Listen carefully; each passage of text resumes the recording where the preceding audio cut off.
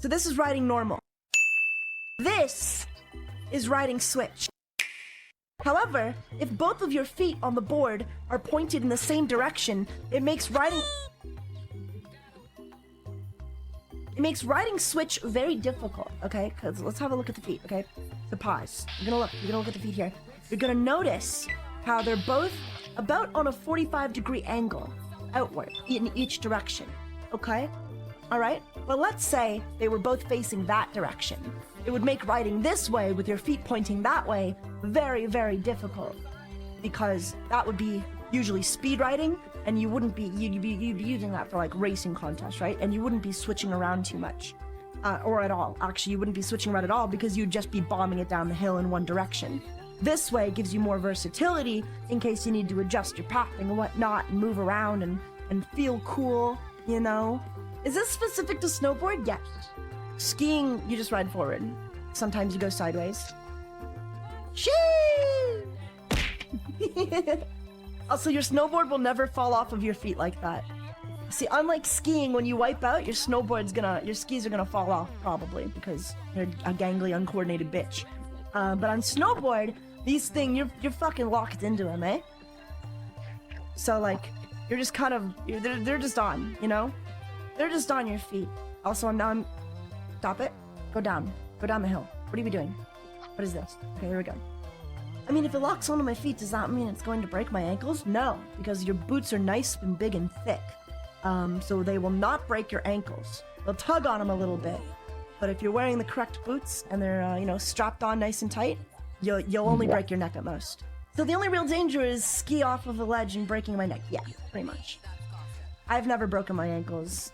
I sprained my wrist snowboarding, not even riding. Yeah, actually, you're probably far more likely to sprain your wrist snowboarding because if you have to fall, you kind of just have to fall on your arms. Gotta catch yourself.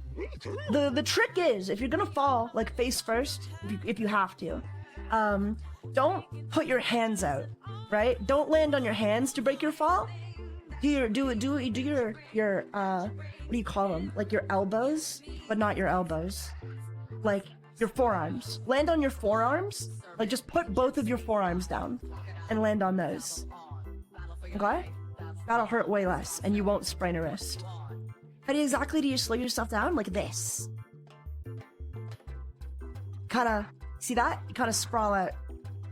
You wanna slowly, but not too slow, but not too fast, depending, you know, adjust your speed. But like, I don't know how to do it in this game. Like that.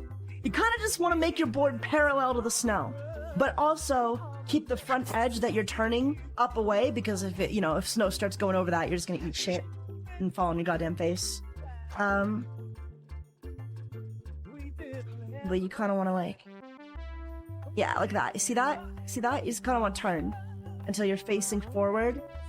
And then this is how you move, by the way. That's how you walk on a snowboard, by the way. If you need to like walk up, that's how you do it. Or if you're extra lazy, you can just kind of do that little duck walk. I don't know if you saw it. And then that's, you kind of turn. So you can lose some speed there. But if you're going fast enough, you can just kind of like jump. Just like that. That's what you want to do. That's exactly what you want to do. Let's go back to the beginning. So that's that. You see that? That's how you got going, right? You give yourself a little shimmy.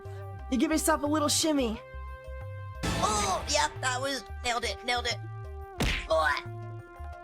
You skateboard? No, I couldn't get skateboarding. Skateboarding's a lot harder because your feet aren't just tied to the board, so you can't do tricks. Snowboarding, though, you know, I can do tricks all I want. I can do tricks all I want when snowboarding because it's just, the board just comes with me. I just need to jump and then spin, you know? And I'm really good at spinning around. I used to spin around all the time when I was a kid. It was really annoying for my like instructors, actually.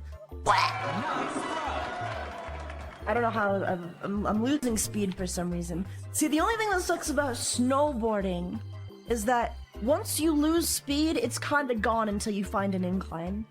You know? Skiers, the fucking cheaters that they are, they have little gay poles. They have little gay boy poles to like, you know, whatever, right? You know, give themselves some momentum before like a big jump that they need. But snowboarders, it's all natural, baby. They actually have to try and work, which is why it's difficult. Okay. Sheesh.